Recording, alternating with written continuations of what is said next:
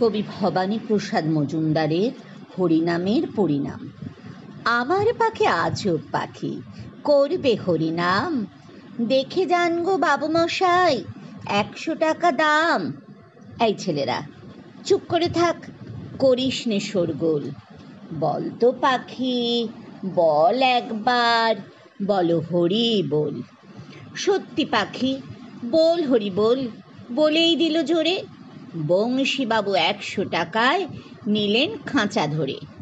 বাড়ি ফিরেই সব্বাইকে জড়ো করলেন ডেকে।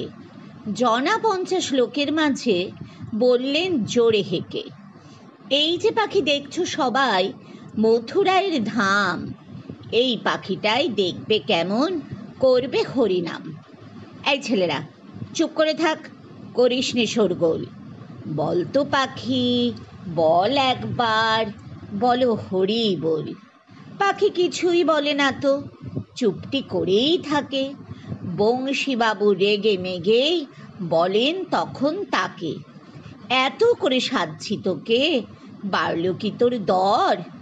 দোহাই পাখি, বল হরি বল, নইলে খাবি চর। বললে পাখি, চুপ করে থাক, এখন আমি শুই। বল হরি বল, বলবো পরে, মরবি যখন তুই।